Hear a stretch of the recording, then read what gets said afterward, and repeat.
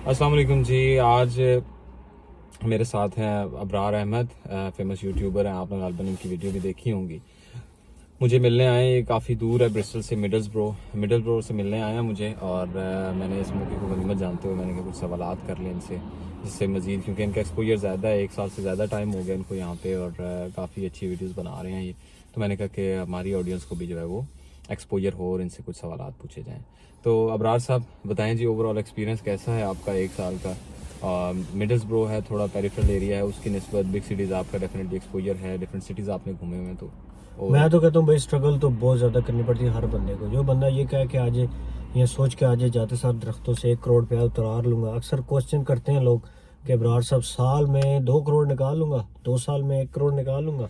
तो भाई ये मुश्किल नहीं है, ये नामुमकिन है कि आप जो है निकाल लेंगे। पैसे बड़े बनते हैं, लेकिन बात वही है कि सेविंग नहीं है, क्योंकि आपने फ़ीस देनी है। फिर आप बड़े सिटीज़ में ज़्यादा एक्सपेंसेस ज़्यादा हैं, और वेज रेट आलमोस्ट सेम है। चाहे लंदन चले जाएँ, लंदन में भी वही रेट है जो मिडलस्ब्रो में। आप ब्रिस्टल में रहते हैं, यहाँ भी वही रेट है।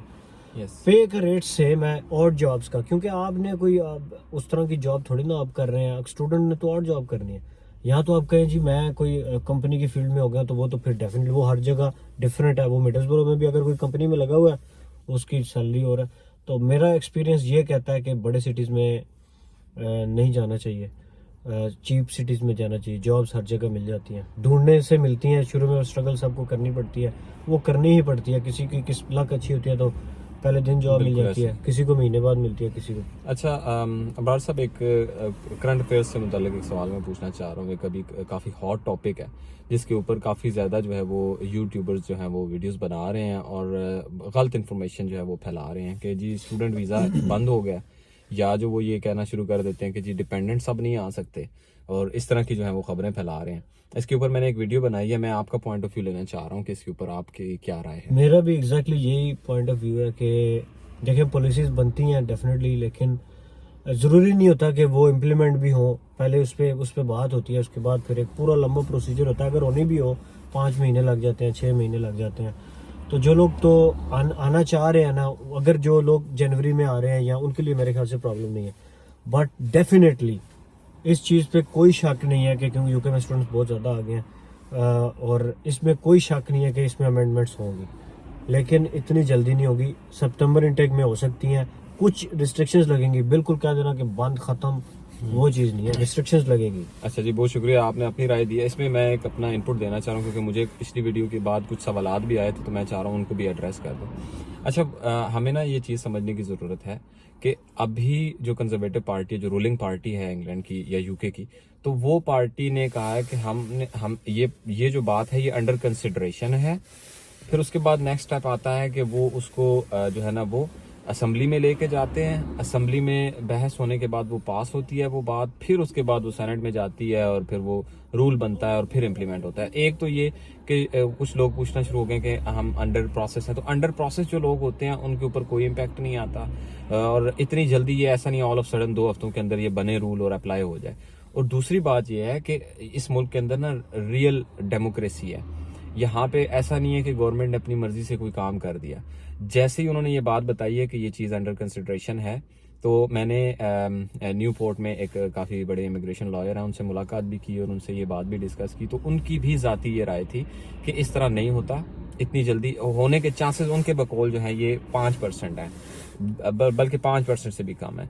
तो ये ना होने के बराबर है, क्योंकि काफ़ी ज़बरदस्त अपोजिशन का सामना है यूनिवर्सिटीज़ की तरफ से, या यूके के जो बाकी स्टेट्स हैं, वेल्स है, स्कॉटलैंड है या नॉर्दर्न आयरलैंड है, उनकी तरफ से भी काफ़ी ज़बरदस्त अपोजिशन का सामना है इस टास्क के ऊपर कि वो यूनिवर्सिटी के वीज़ास बंद कर दें। एक लॉजिकल जो है वो इसके लिए जस्टिफिकेशन मौजूद है कि वो इस तरह का काम नहीं करेंगे, क्योंकि ये काम करने से यूनिवर्सिटीज़ के ऊपर बहुत बड़ा इम्पैक्ट आएगा। बहुत बड़ा नंबर होता है इंटरनेशनल स्टूडेंट्स का, और वो अगर नहीं आएंगे तो जो है वो यूनिवर्सिटीज़ के ऊपर बहुत बड़ा इम्पैक्ट आएगा, उनका बिजनेस बंद होगा। यूनिवर्सिटीज़ ने जो अपनी कैपेसिटीज़ इनलार्ज की थी वो दोबारा से उनको जो है ना वो महदूद करना पड़ेगा। तो कुछ यूनिवर्सिटीज़ मैनेज कर पाएंगी और कुछ हो सकता है कि बंद हो जाएं।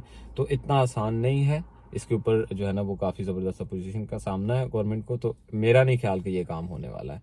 अगर होगा भी तो इतनी जल्दी नहीं होगा। तो आप अपने काम करें एज सुन एज पॉसिबल, अपनी रिक्वायरमेंट्स को मीट करें।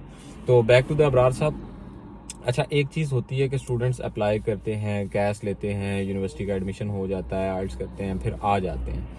یہاں آنے کے بعد کچھ فیز گزارتے ہیں, اس پہ ہم نے بات کی.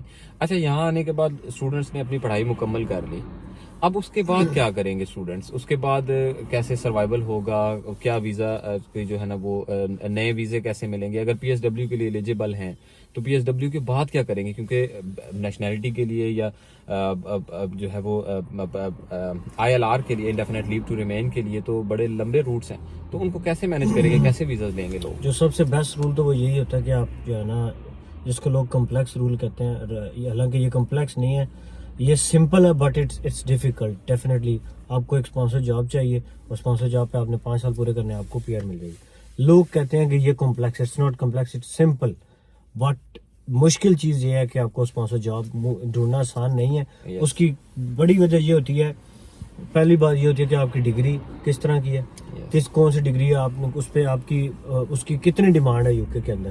دوسری موسٹ امپورٹنٹ چیز جو میں یہ سمجھتا ہوں, اگر میرے پاس آئی ٹی کی ڈگری ہے فار ایگزامپل, اس کی ڈیمانڈ بھی بہت زیادہ ہے, بٹ مجھے آئی ٹی کا کام ہی نہیں آتا, میں یونیورسٹی نہیں گیا, میں نے اسائنمنٹس نہیں, میں انٹرویو میں نہیں آؤں گا, تو پھر میں کہوں گا بھائی صاحب, میں تو پیچھے والوں کو کہوں گا ادھر کوئی کام نہیں, ادھر جاب بھی نہیں, پی آر بھی نہیں, کچھ بھی نہیں. بٹ میں یہ سمجھتا ہوں کہ میں نے پہلے بھی ویڈیوز بنائی تھی اور میں نے بتایا تھا کہ اگر کوئی بندہ یو کے میں آ بھی جاتا ہے, لیٹ سپوز, یہ مائنڈ میں نہ رکھ کے کہ مجھے پی آر ملے گی میری, وہ والی بات ہے جیسے پاکستان میں پرانے زمانے میں ہوتا تھا کہ شادی ہوگی تو عورت مار کے نکلے گی گھر سے, نہیں تو نہیں نکلے گی. کوئی بات نہیں, آپ نکل جائیں, آپ کو یہاں سے نکل کے آپ چلے جائیں, آسٹریلیا جا سکتے ہیں آپ, کسی بھی روڈ, یورپ سارا آپ کے ساتھ ہے, وہاں جا سکتے ہیں. یورپ میں تو سیٹلمنٹس بھی مل رہی ہیں, کینیڈا جائیں, مطلب بہت سارے اور آپشنز آتے ہیں. اور میں تو یہ سمجھتا ہوں کہ even if you go back to the Pakistan, میرے خیال سے پھر بھی آپ کے پاس ایک, ہاں پھر بھی فارورڈ, جیسے آپ مارکیٹنگ کی وہاں جاب کر رہے تھے, آپ نے یہاں ڈگری کمپلیٹ کر لی, میرے خیال سے آپ بھی واپس جائیں تو آپ کو ڈیفینیٹلی ایک اچھی آفر مل بھی سکتی ہے, بزنس بھی کر سکتے ہیں, اور بھی بڑے کام ہوتے ہیں. تو بات یہ ہے کہ کھانا پھر بھی ملتا ہے, بندہ مرتا پھر بھی نہیں. ایگزیکٹلی. اور اگر آپ کمیٹڈ ہیں, اس میں میری یہ رائے ہے, ایک سجیشن میں دینا چاہ رہا ہوں کہ اگر آپ کمیٹڈ ہیں کہ آپ نے یہیں پہ رہنا ہے تو پھر اس کے لیے کچھ کام کرنے پڑیں گے. ایسا نہیں ہے کہ آپ پھر ڈگری بھی جو ہے نا وہ اس طرح سے پوری کریں کہ جو لوگ ہیں یہاں پہ آلریڈی ان کو پتہ ہے کہ خود اسائنمنٹس نہ بنائیں یا یونیورسٹی اٹینڈ نہ کی کبھی, آپ کی ڈسرٹیشن پہ یا پلیسمنٹ ایئر پہ آپ کام نہیں کر رہے پراپر جو انہوں نے کہا ہوا ہے, تو پھر اس طرح کی ڈگری کرنے کے بعد آپ جب نکلتے ہیں, آپ نے اگر لے بھی لیا ڈگری تو آپ کو کام نہیں آتا. جب آپ کو کام نہیں آتا تو پھر آپ کو فیلڈ میں جاب نہیں ملے گی. تو جو ایسی بے شمار ایگزامپلز ہیں جن لوگوں نے پراپر طریقے سے اپنی ڈگری کی ہے, اور ایک کافی فیس بک کا فیمس گروپ ہے پاکستانی اسٹوڈنٹس ان یو کے, تو اس میں پچھلے دنوں دیکھ رہا تھا کہ لڑکوں کے میسج تھے کہ وہ بندوں کو 2 اسپانسرز مل گئے ہیں ابرار صاحب, اور وہ کہہ رہے ہیں کہ اب میں ایک ودرا کیسے کروں. تو آپ جب پراپر آپ نے کام کیا ہوا ہوگا, آپ کو فیلڈ کا کام آتا ہوگا, جو بھی آپ کی ڈگری ہے متعلقہ, تو آپ کو مل جائے گی. اب اس طرح سے تو نہیں ہوگا کہ آپ کو سیکیورٹی کی جاب یا ڈلیوری کی جاب یا کوئی چھوٹے موٹے اور کام ہیں تو ان پہ آپ کو اسپانسرڈ جابز نہیں ملتی. اگر کہیں آپ بڑا ہی زیادہ بائی پاس کر کے آپ کہیں سے کچھ مینج کر بھی لیتے ہیں تو یہ ریئر ایگزامپلز ہیں. تو ان ایگزامپلس کو آپ نے کیا کہتے ہیں گول نہیں بنانا, ان ایگزامپلس کی طرف نہیں جانا جو بڑی ریئر ہیں, وہ 100 میں سے ایک بندہ ہوتا ہے.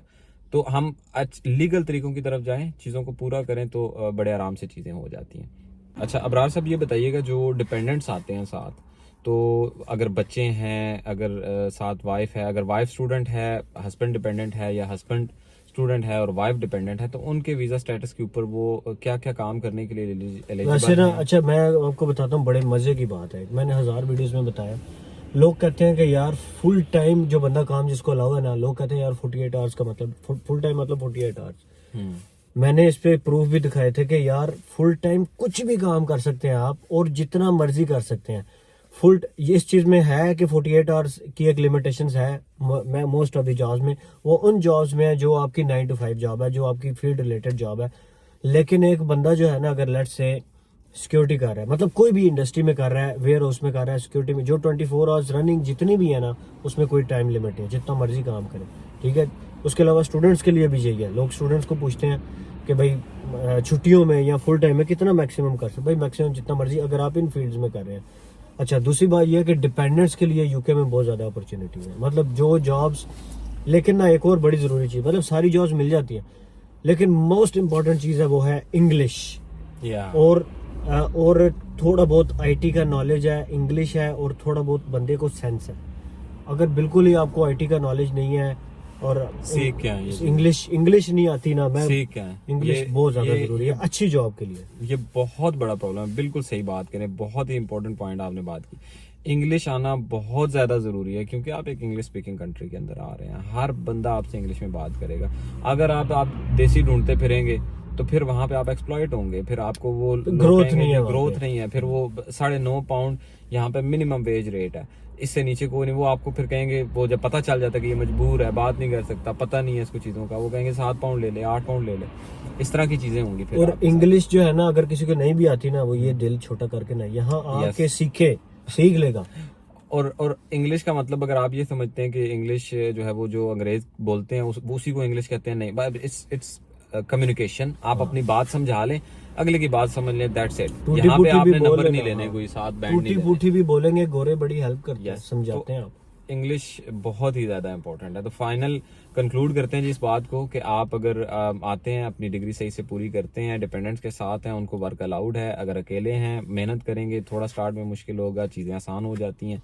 آگے ایکسٹینشن کے لیے اگر آپ کو for the sake of confidence آپ کو بتا دیتا ہوں, میں مارکیٹنگ سے ہوں. میں نے ایک جگہ ٹرائی کیا تھا, مجھے انہوں نے ایک برانڈ کی مارکیٹنگ کے لیے ویسٹ لنڈن آفر کیا تھا, مگر پھر میں نے معذرت کر لی. میں to be honest with you میں چسکے لگا رہا تھا کیونکہ میں ابھی اسٹوڈنٹ ہوں, تو ابھی میں الاؤڈ نہیں ہوں. تو انہوں نے وہ بھی مینیج کرنے کی مجھے آفر کی تھی, مگر میں نے معذرت کر لی. پڑھائی کے بعد انشاءاللہ جائیں گے ان کے پاس اور کریں گے پراپر کام. تو مل بھی جاتی ہیں چیزیں, اسپانسرڈ جابس بھی مل جاتی ہیں, مگر یہ ہے کہ اس کے لیے آپ کو محنت کرنی پڑتی ہے. Thank you so much for watching my video. Keep watching my videos and kindly subscribe my channel and Abrar Ahmed channel as well. Thank you so much for your time. اللہ حافظ. خدا حافظ.